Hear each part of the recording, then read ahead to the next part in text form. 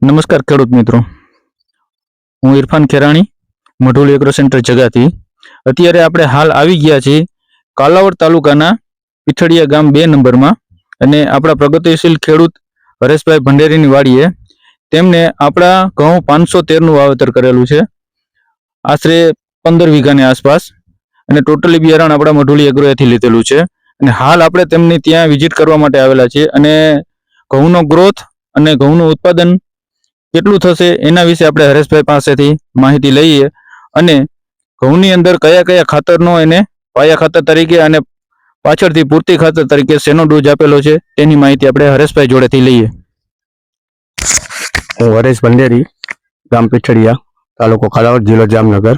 આપણે જે આ ઘઉં છે 513 નંબરની વેરાયટી છે, એ મેં આપણે મઢુલી એગ્રો જગા ત્યાંથી લીધેલી છે, અને બહુ સારું રિઝલ્ટ છે. આપ જોઈ શકો છો કેવા મસ્ત ઘઉં છે, સારી બાજુ જોઈ શકો છો. બહુ સારી વેરાયટી છે. કોઈ પણ ખેડૂત મિત્રને લેવા હોય તો આ વસ્તુ બહુ સારી છે, એકવાર ટ્રાય કરજો. કોઈ પણ વસ્તુ સારામાં સારી વેરાયટી છે. મિનિમમ 50 થી 60 મણનો ઉતારો આવે એવું મને લાગે છે. હરેશભાઈ, આપણે ઘઉંનો ગ્રોથ જોઈએ તો અત્યારે ઘઉંના ગ્રોથ પ્રમાણે તમે જોવા જાવ તો કેટલું એની હાઈટ હશે? મિનિમમ 4 થી 5 ફૂટની આસપાસ લાગે છે. મિનિમમ આપણે જોઈ શકીએ, સામે બધું દેખાય છે, રિઝલ્ટ સામે જ છે. અને બીજું હરેશભાઈ, આપણે પારા ઉપર અત્યારે આ સૂર્યમુખીનું વાવેતર કરેલું છે, તેમાં અંદાજે તમને કેટલું ઉત્પાદન આવે એવું દેખાય છે સૂર્યમુખીની અંદર? સૂર્યમુખીનો જો આપણે મને અનુભવ નહોતો, આ પહેલી વાર મેં વાવેલી છે. કોઈ વસ્તુ આપણે ખબર નથી, પણ ટ્રાય કરવા વાવેલી છે.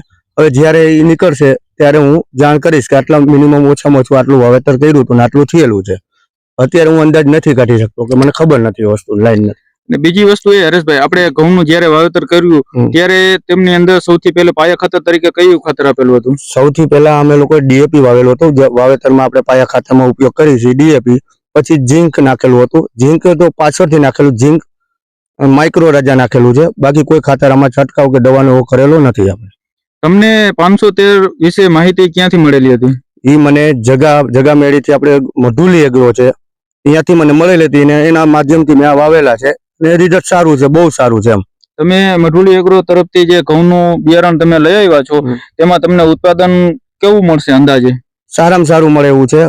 મિનિમમ અમે વાવેતર કર્યું ત્યારે 15 થી 17 કેજી આસપાસ નાખેલું છે, અને 50 થી 60 મણનો ઉતારો આવે એવું લાગે છે અમને. બીજું આપણે હરેશભાઈ બીજા ખેડૂત મિત્રોને એ કહેવા માંગ્યું છે કે આવતી સાલ આ ઘઉંનું વાવેતર કરીએ તો એમાં શું ફાયદો રહેશે ખેડૂતોને? સારામાં સારું, જો કોઈ પણ ખેડૂત મિત્રને વાવવા હોય તો મઢુલી એગ્રોમાં કોન્ટેક્ટ કરે, અને આ વસ્તુ રિઝલ્ટ સારું છે. 513 નંબરની વેરાયટી બહુ સારી છે.